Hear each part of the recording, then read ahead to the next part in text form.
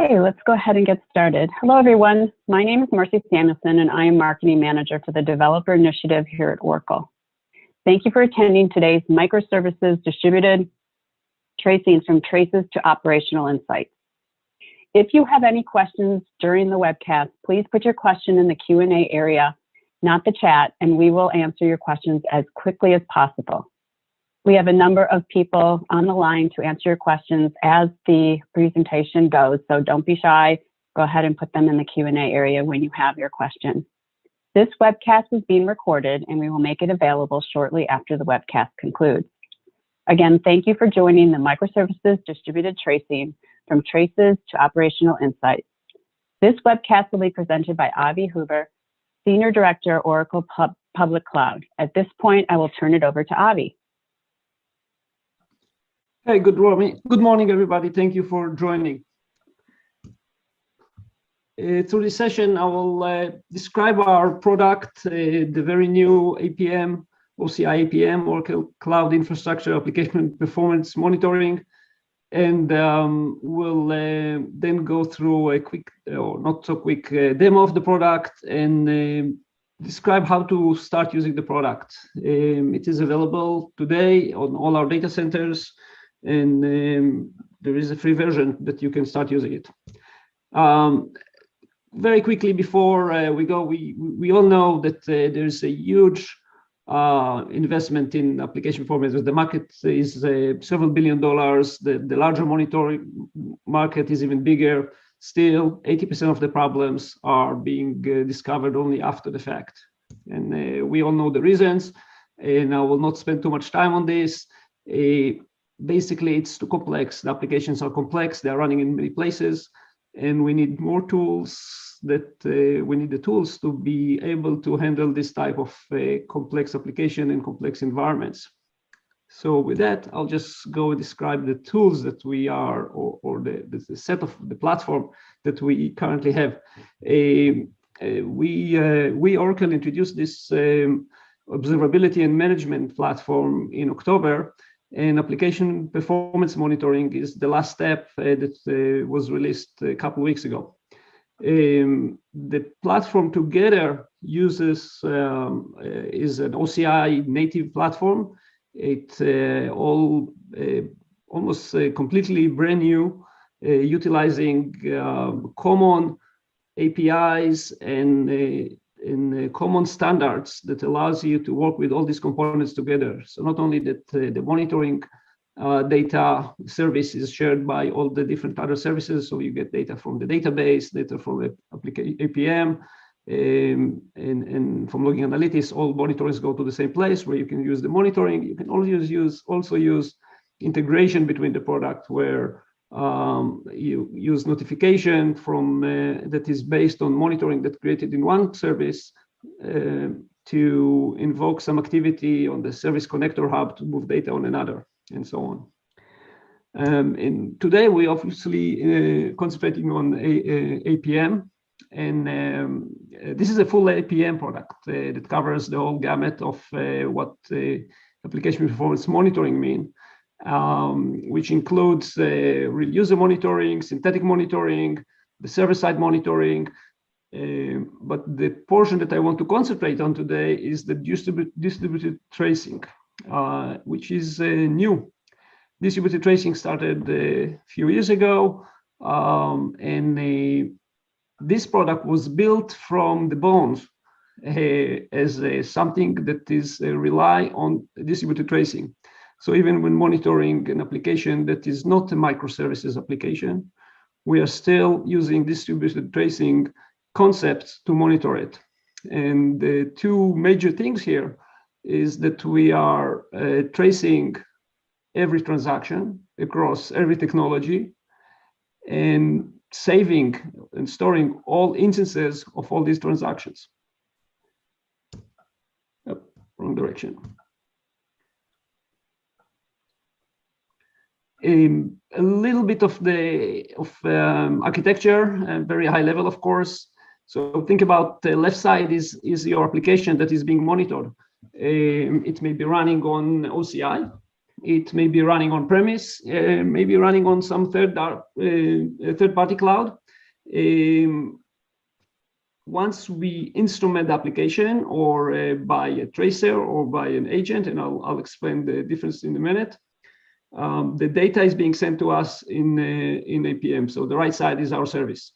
We instrument the backend, so your Java, your Node.js, whatever you're running your application on, and we instrumented the browser, assuming this is a browser application, this is an end user application with a browser.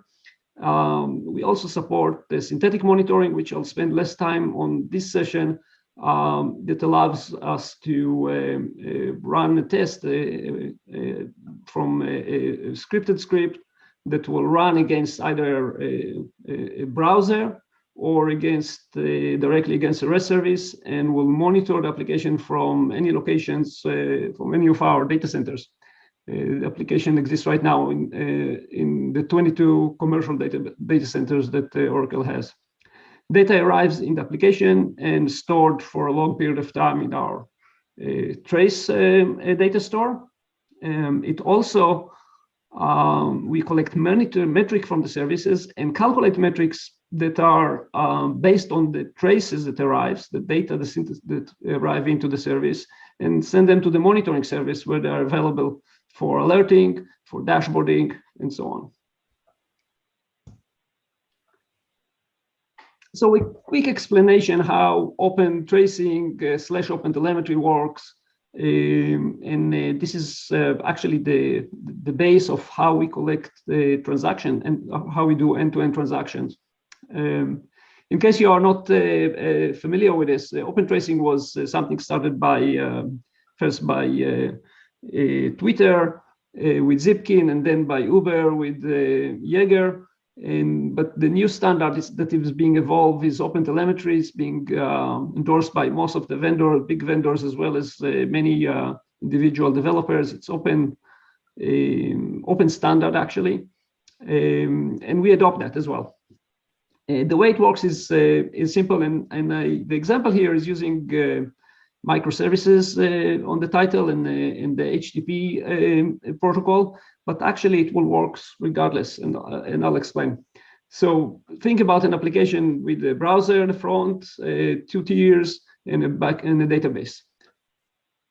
The first component that is instrument, and in our case that will be a browser, we'll put a JavaScript running on the browser, inject in when the user, let's say, click on the checkout button on the browser, the agent, the trans here, capture this or intercept this HTTP request, the AJAX call, and add to the HTTP header trace ID. This is the first call, so it generates a unique trace ID. It's also generates a span ID. A span ID is the step. The trace is the transaction.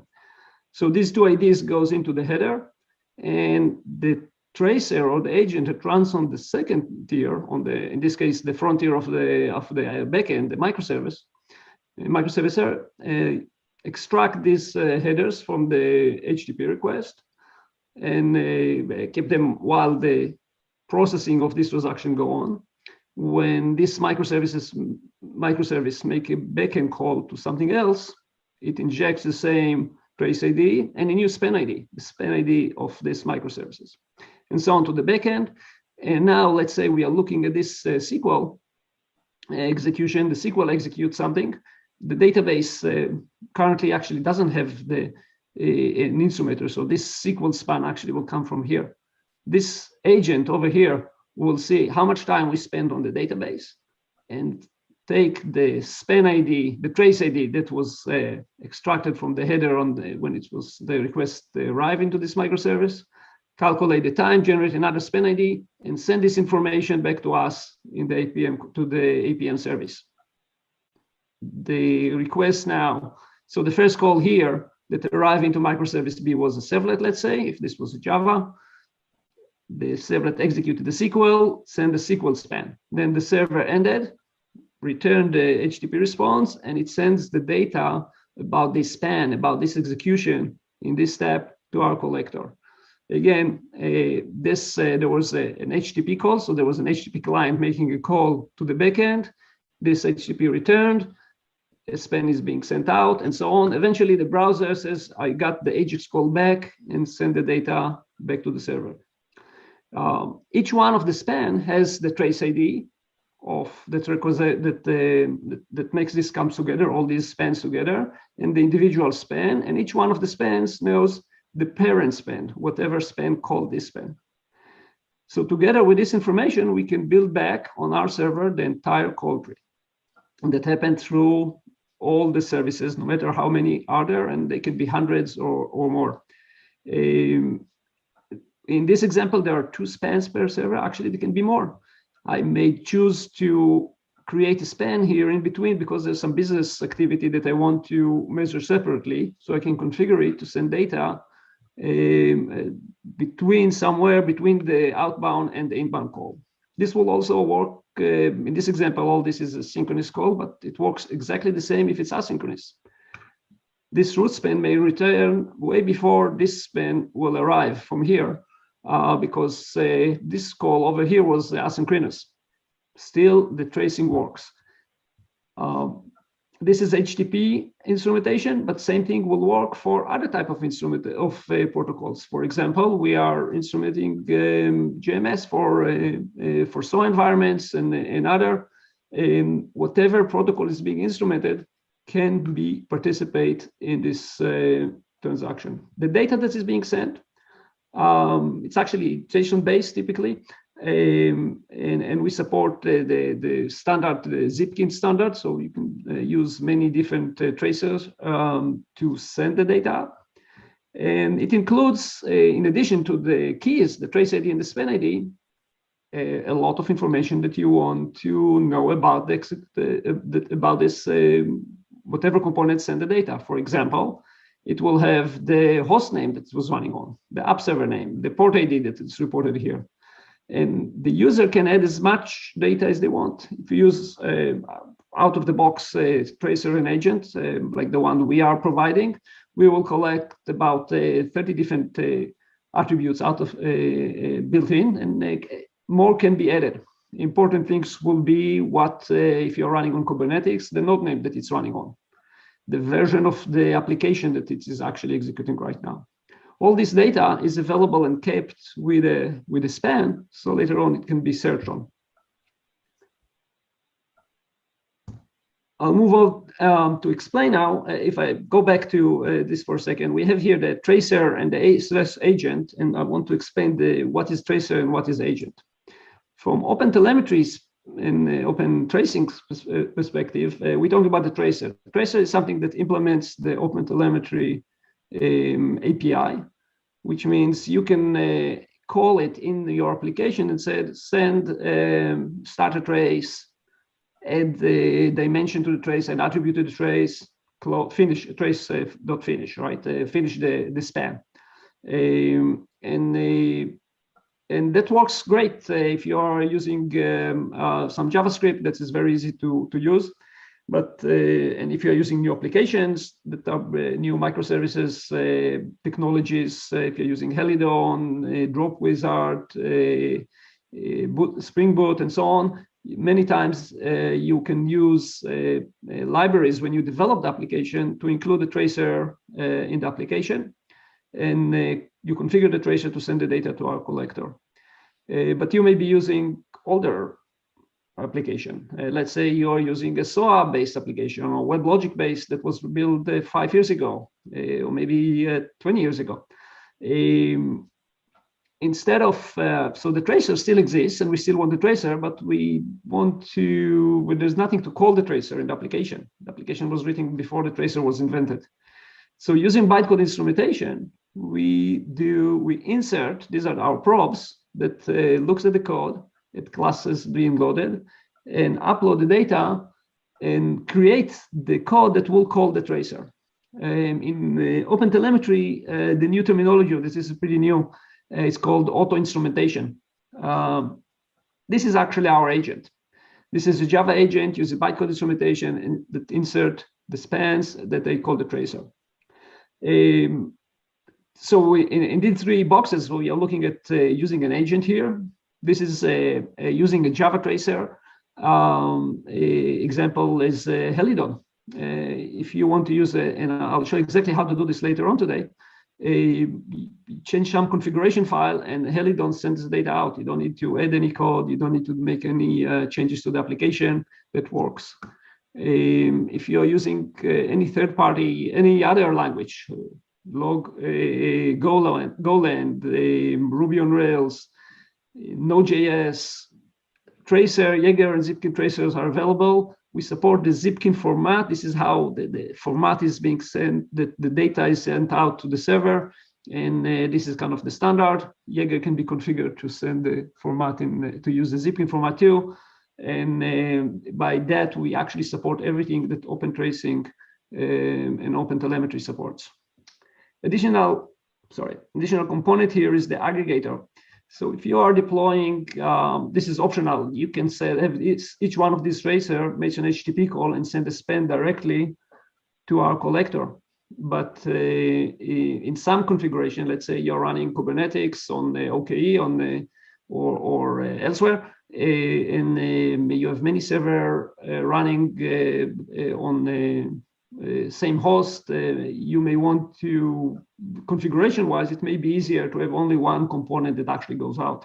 So you can install an aggregator, which is actually a portion of this agent/tracer that runs as a daemon, and you can run it as a sidecar in your Kubernetes and configure all your other tracers or agents, send the data to it, and only that will send the data directly to the APM collector. One more thing here, or actually, sorry, two more things here. One is the browser agent, which we provide, and it's just JavaScript that sends the data directly to the collector from wherever the browser is running. And the other thing is, this is actually an open API. So if you need to send data to the collector and you don't have a tracer, you can still generate an HTTP a JSON file with the data that you want to send. It's a well-known format, and send it to the collector, and it will participate in the transaction.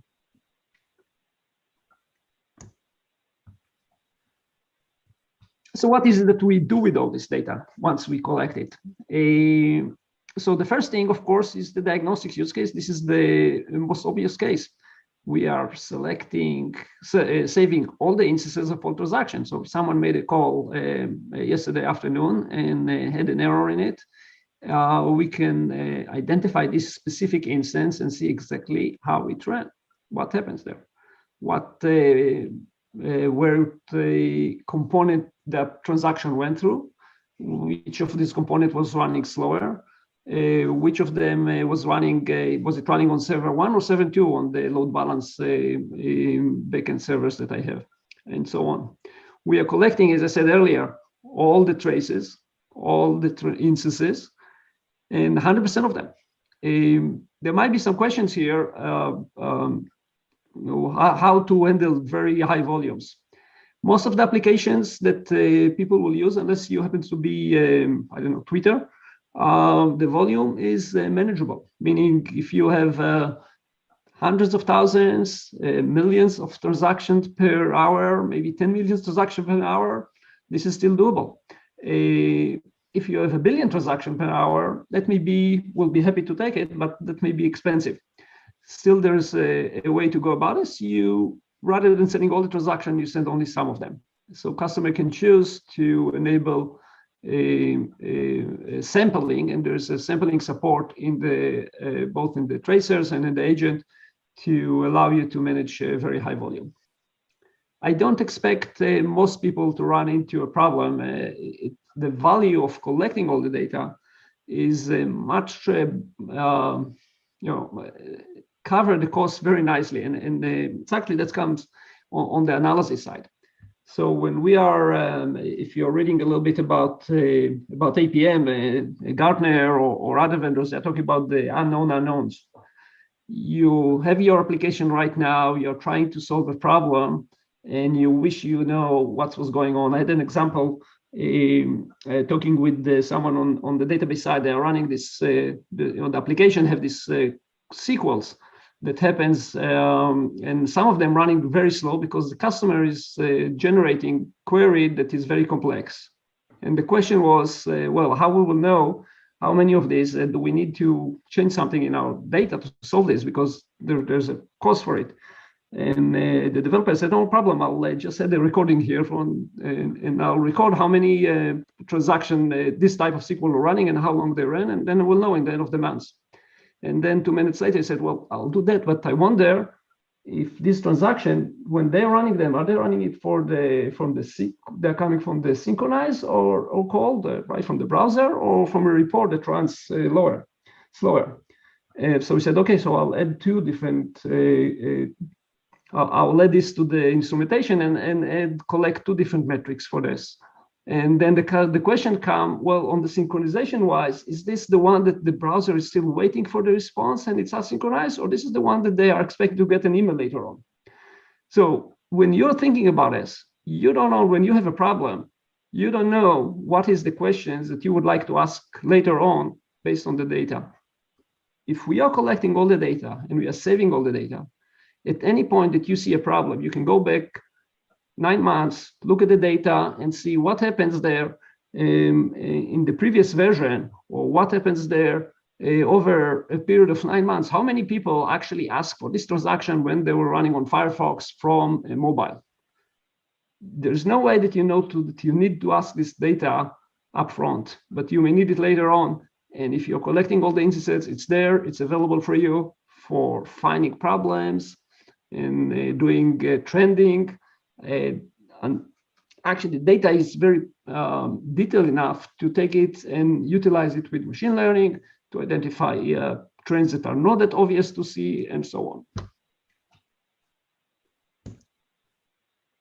I wanted to mention also the real user monitoring. Typically, people consider real user monitoring to be a separate portion of the APM, which is, of course, critical part of APM in general, but it also have a critical part in tracing, because the first step of your transaction many times starts at the end user. So we collect all the users using Opentracing type of technology. So the browser run on the agent runs on the browser and collects all data, and we can calculate updates. We can group by locations. We can group by type of browser and so on.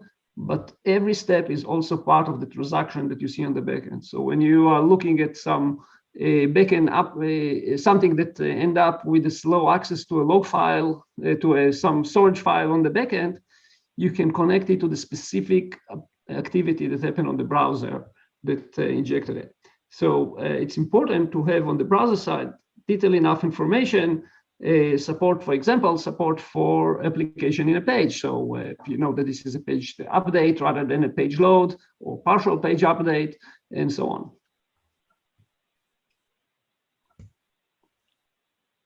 So I don't know if there are any questions that require the answer at this point. No, the questions that came in were answered already, Avi. Okay, great. So I'll switch over to do a quick demo, and we'll see how that goes.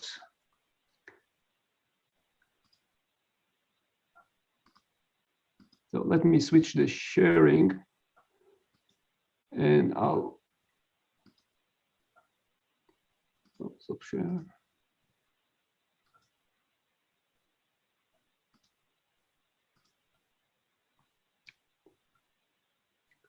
All right, this is my application. Actually, before I'll go there, let me use the create a little bit of a track of action on the application time monitoring here. So I have a simple application here.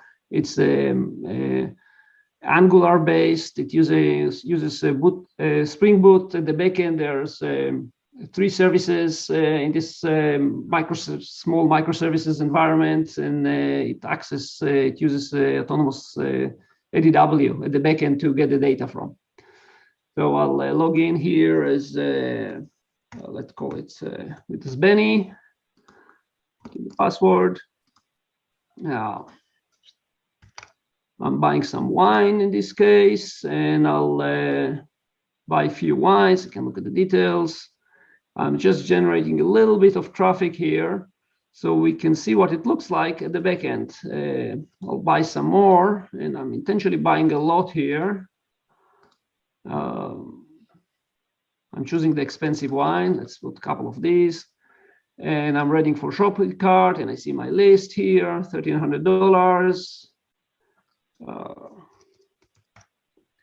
It's my name, and I'm checking out, taking a few seconds, confirm order, failed.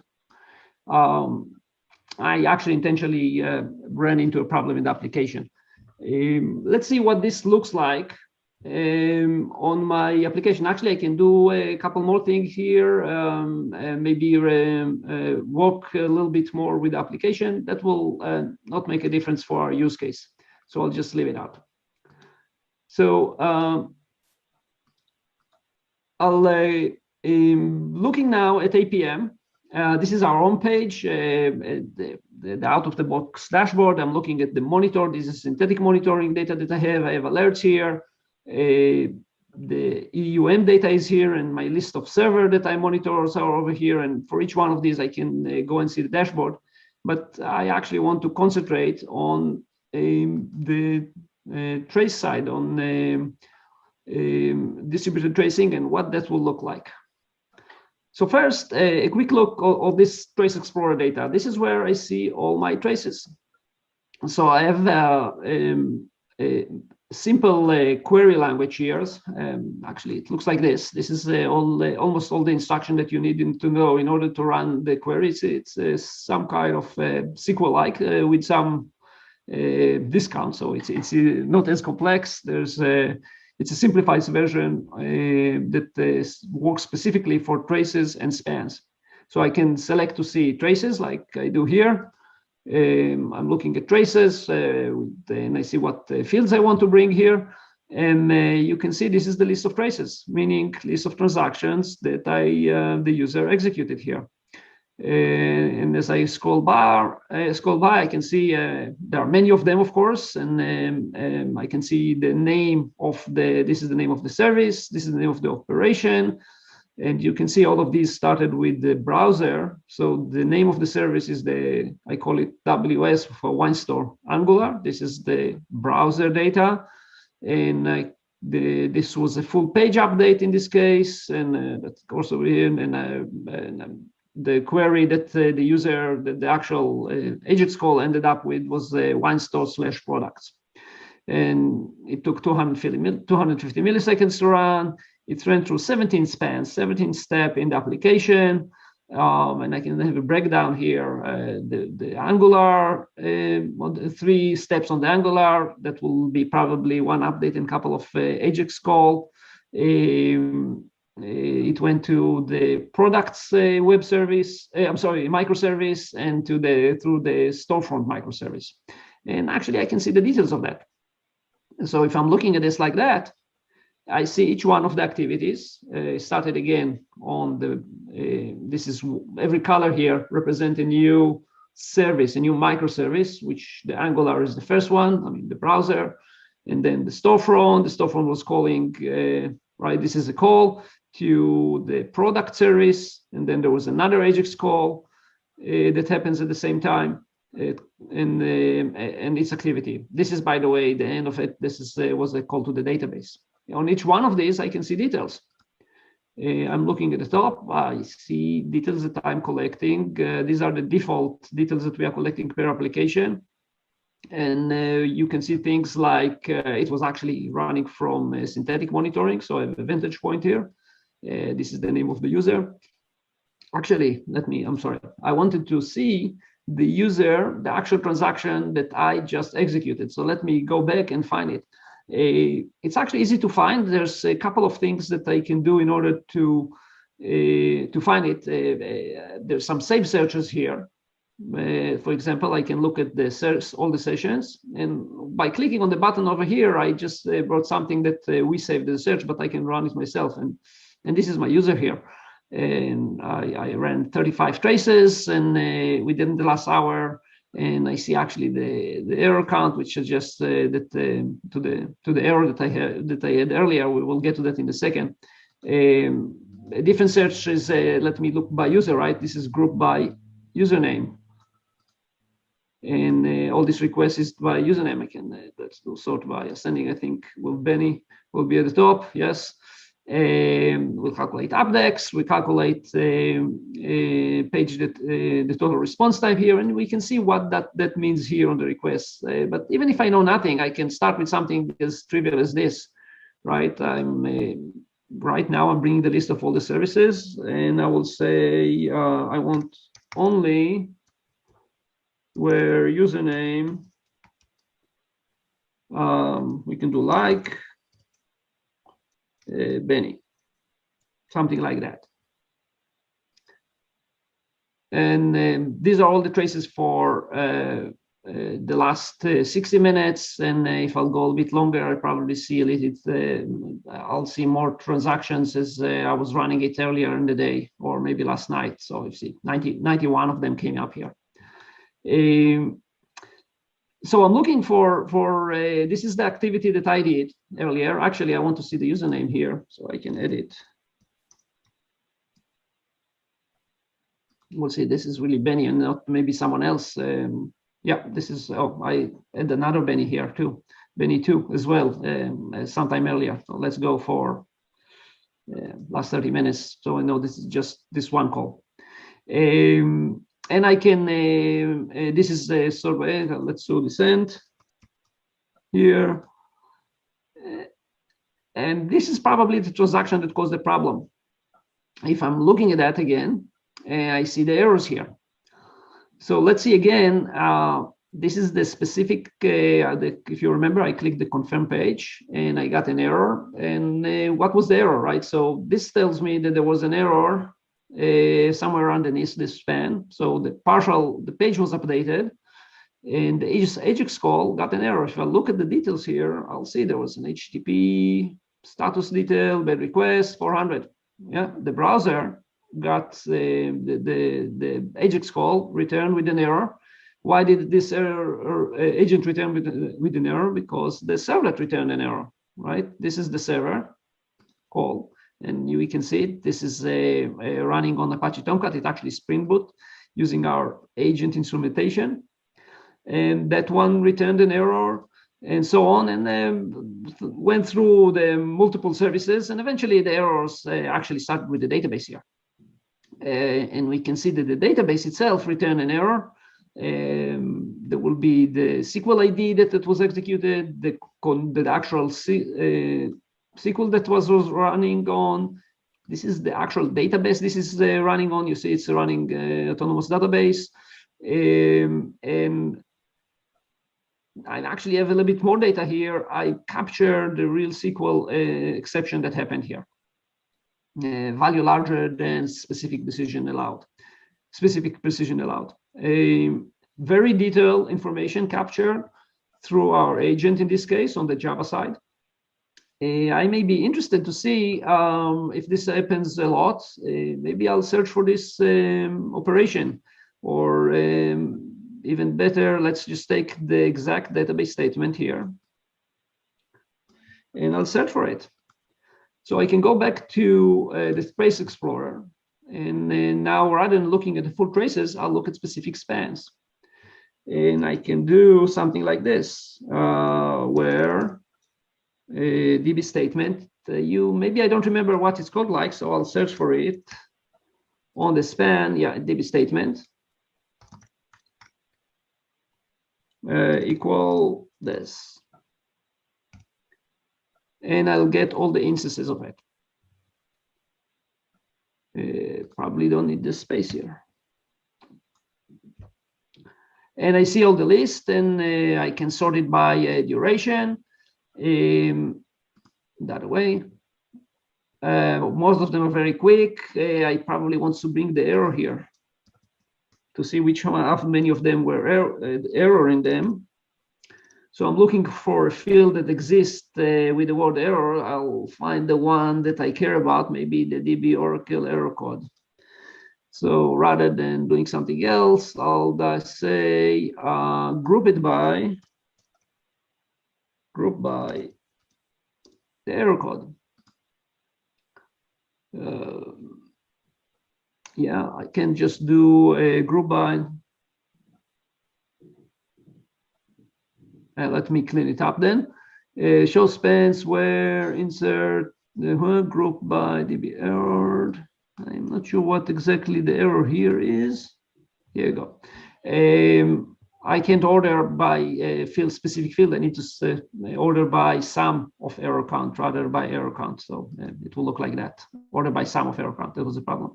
So actually, if I last 30 minutes, I had only one error with this SQL. Let me look at this a little bit longer time. Only 5 times it was running with this error, and most of the time it's running without it.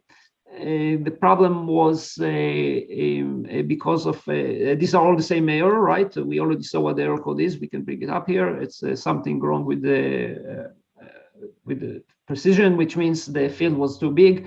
I see I'm getting a bit late on the run, so I'll stop here. But the point is, I was able to find a specific transaction. For each one of these, I can see exactly, well, let's do something that was running maybe earlier in the week, and I can see the trace that this transaction participate. You see that all of them look the same. Find out which user execute this one specific transaction that had the same error earlier, and continue my investigation to find out what's going on. I wanted to cover several more things, so I'll stop the demo here and go back to the slide, because actually before that, the next step is what do you need to do in action to start using it right now. And for this, I'll show you what you can do today to start working with this. The service available also as an always free version. So let me choose a different compartment. So if you have a tenant, an OCI tenant, and you can get one no cost for you, you can get a free tenant and select your compartment that you're running on. If you're admins of that tenant, you don't need to do any specific request, and create an APM domain. And I'm choosing to use the always free version. As you can see, it's limited to the number of spans per hour. So if you send more than 1,000 spans per hour, it will just throttle it. It will not accept more. And we save the data only for 31 days here. So when you're using it for development, 1,000 spans per hour. So if you have an application that clicks once a second, you're covered. If you have, once you go to test loading, load testing, and to production, of course, we would like you to switch to the paid version of it. All it takes is the create the data. That takes about a minute or two to complete. The only information that you need in order to use this is these 2 keys. Actually, 3 things. You will need the key that looks like that. I will delete it later on, so I'm not worried about the actual value here. And this is just a way to make sure that the data that we are receiving is from a known source. So you will use the key as part of the data that you send in. And the other part of the data is the endpoint that will show up here as soon as the creation, as the domain is being created within a couple of minutes. So that will be a URL. Once you have these 2 pieces of information, you can go back and monitor your application, and I'll show you how. So let me switch back to my deck here. That was the demo. We went through that step. Avi, can I interject just a second? Because there was one question that came up, which I think is good to address. Should we worry about any security concerns or compliancy violations to like EU laws or HIPAA requirements? And I told them that the both the Java agent and the browser agent can be configured to omit things that you don't want to collect, and out of the box, the values that we're collecting or the metadata that we're collecting should not contain any secured or IP information. But I just wanted to check back with you whether you have any additional insights on that. No, that's absolutely good. So the good thing is whatever is being collected or not is 100% in the control of the administrator, of you, the person who implement the monitoring. And out of the box, we do not collect data that is not within the So for example, I show that we collect the username. It's actually something that you need to add. Actually, I'll show it right here. Out of the box, we don't do it. You as the administrator need to say, I want to add it because this is okay with my organization and with the rules that I'm following, and therefore it will work. This is how you would instrument the browser page, right? So this is the application that I showed earlier. It's a Angular-based application. So this is the index.html page. And the things in the red square is what I added here. They were not here as part of the when I generated the application from with the Google with the Angular command line. This is actually the data that we need, right? We download, add a script to download our agent. This is our agent, and this URL is the one URL that I didn't mention earlier on that we were waiting for to show up. Actually, it's this URL over here, and there is a static location to get the JavaScript, and this will also always be the current version of the JavaScript that we are delivering.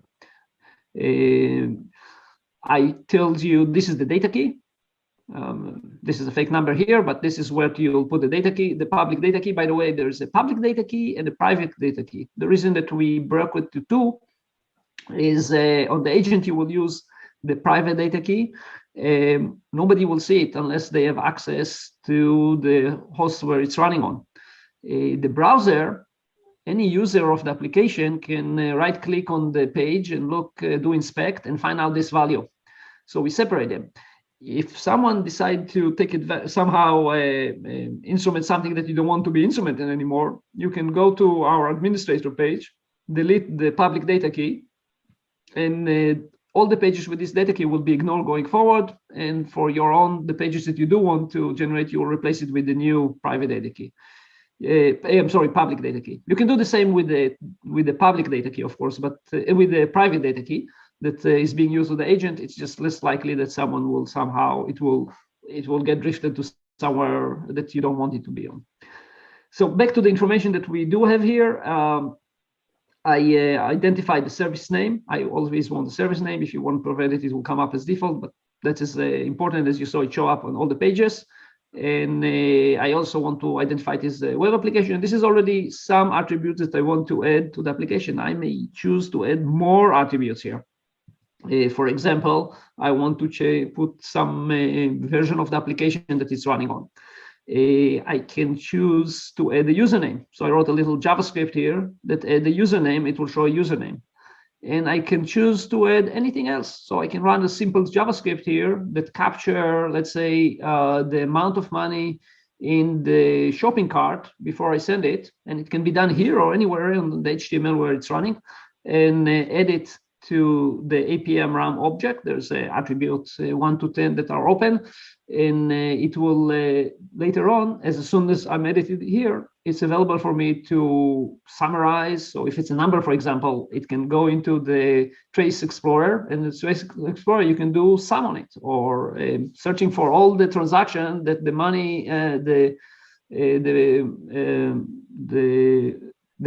shopping cart value was over $100, for example. Can easily be done. If your application is not an Android, it's some other application, you still need to find a place where this to insert this page. So if you're running PeopleSoft, you go through PeopleSoft configuration and find, and there's actually we have instruction for that where you can put this code in. So that was the front end. The second end, the most common one will be, I'm assuming, using our agent, where you want to, let's say you're running, again, this is from the application I showed the demo earlier, running, although it's microservices, I've still used our agent to do the instrumentation.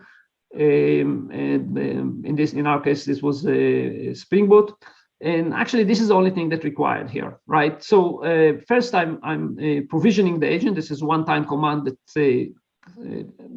you download the agent from our website, the same place where I created the admin. You can find it over there, and it's actually in HTTP, so you can build it into your build process. and then provision it. That's actually put it on the disk, and that can be anywhere on your hard disk. It can be on a remote disk. It's not that important. What makes the application work, the instrumentation work, is adding the Java agent parameter here. So once I open this, will create the environment. I can create the parameter, and this is an optional parameter, the service name. I can override it for each one of the instances. So I can deploy this once and point many different instances. And actually, I can add many more parameters. Whether you want to set the log files, change some instrumentation configuration for a specific server, and so on. Basically, the application is the instrumentation is adding this one line, the Java agent, adding our APM agent.jar to it. That will do the trick. This obviously requires restart of the application, because you need the Java to have the Java agent in it. The next item is how do we use things that are not Java, less common issues. In this case, Node.js. How would I go about to instrument a Node.js? And I'm using here a Zipkin tracer. So if you look up here, I require Zipkin, and actually Zipkin requires a couple of other things. This is common knowledge, right? If you want to know how to instrument Node.js with Zipkin, look at search for it on Google. You'll find immediately. Actually, you'll find exactly that. This is the portion up here of adding the information of our agent, so of our service. So again, I'm using a data key, and I'm using our URL that we are sending the data to, and this is actually what the URL I'm creating the script here. That's the parameter here. It's this URL / this is the version of the API right now. Observation using the private span as opposed to public, right? Using public key. This is private key, so the word here is private. The data format is Zipkin, and the data key is whatever the data key is. The instrumentation of Zipkin itself. So let Zipkin know there's two parts of it. One is you use it. This is the case for Express, although there would be, if you look it up, you'll see solution for other type of packages that you use in Node.js. But you tell your application, your Express application, to use the Zipkin middleware. This portion is the configuration of the tracer to use this parameter. There's a two part for it. As you remember, the application need to, this will handle the calls into the Node.js, right? The REST calls that comes in will be instrumented with this, but you also want to instrument the call out. So let's say that your Node.js is making a call to another Node.js, or maybe make a call to the Java application. So you want to instrument the backend. This is how you do it if you're using Axios. So rather than using Axios, using this Zipkin Axios that wraps Axios, and that will insert the trace ID and the span ID on the outbound call. So once you do these two options, these two things, your Node.js is instrumented. And I've tried it myself in several applications. It's very easy to do. It takes 10 minutes to get it to work. One more last instrumentation point, how to do this. Again, this is for Elidon. And actually, this is for how you would build an application, a tracer, if you're building something new, right? You're developing something new in Java using, and you want to use our tracer, or actually another tracer. So if you're using our tracer, you want to add to your POM file.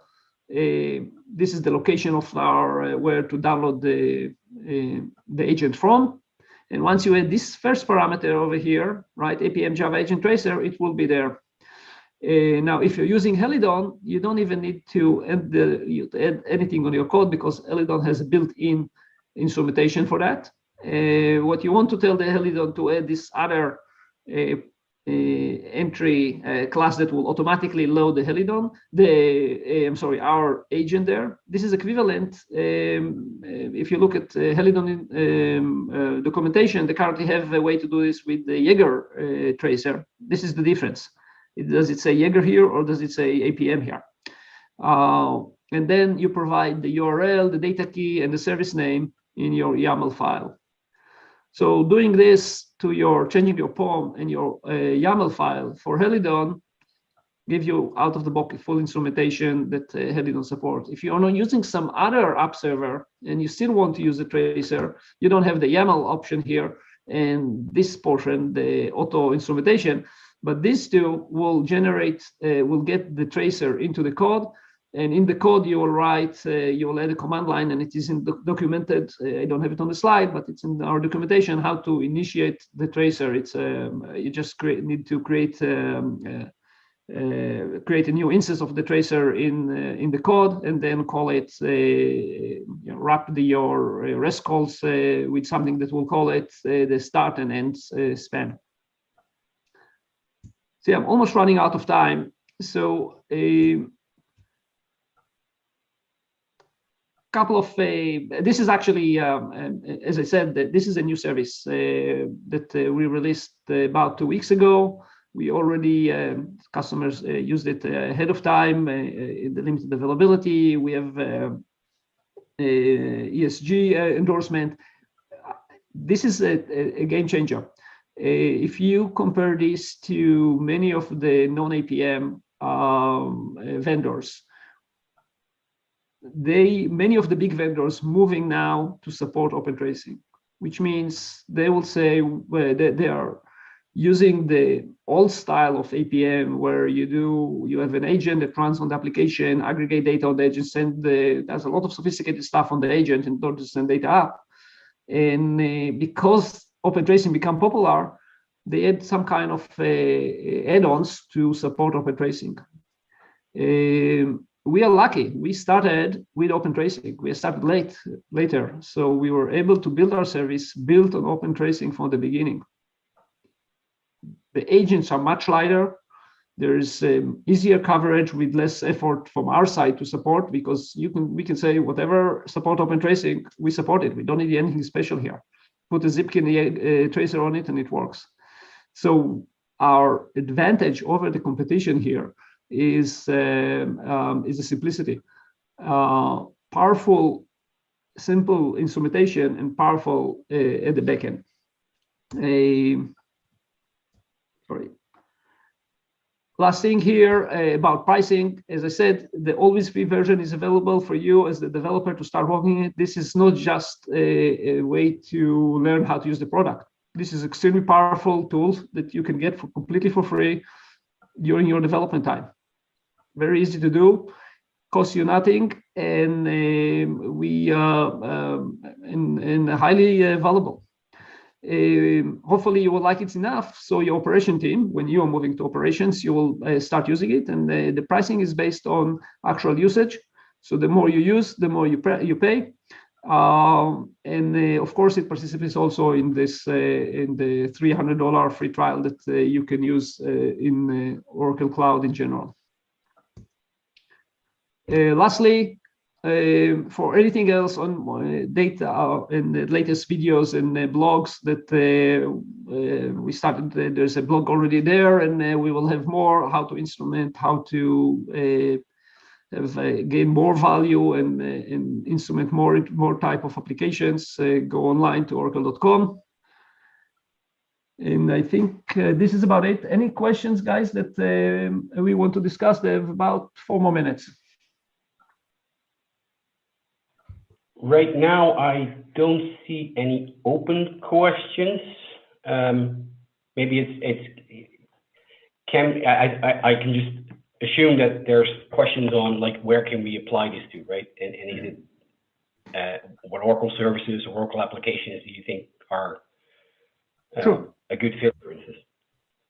So first, this is a product that, of course, we like to support Oracle, but we also support anything else.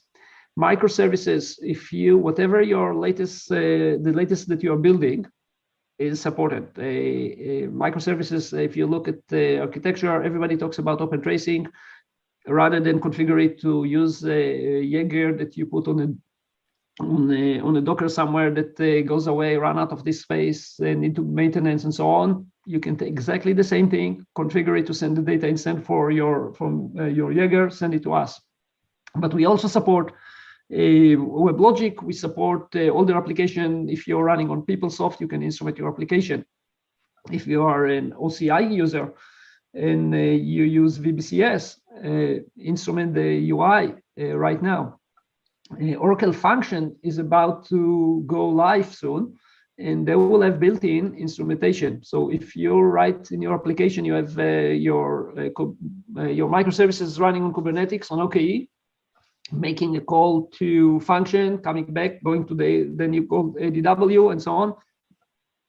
You can get a trace that goes from starting in your VBCS, go through your microservices in the backend, your whatever code, your Helidon that you run on your Kubernetes. You can get a step directly from the function that you call, get the step back, get the call to the database, and so on.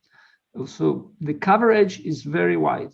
And even if you're running your application, the customer running from a mobile app, as long as our Java browser runs there, it's instrumented. If you're asking about what do I do if I have an actual app that does not support Java browser, right? Someone built an app. If you look online, you'll see that there are some that's pretty immature at this point, but people already looking at embedding Opentracing for mobile apps. Once this is working, there's some example that works. You can send the data to us, and it also participate in the transaction, in the trace. I think we are exactly out of time. So if no more questions, I'll stop here. Anybody else want to add anything? Thanks, Avi. This is a great presentation and demonstration. I hope everybody got a lot out of it. And if there's no other questions, I think we'll end for the day. Thank you so much for joining us today, and we hope you have a great day. Thank you. Thank you, everybody.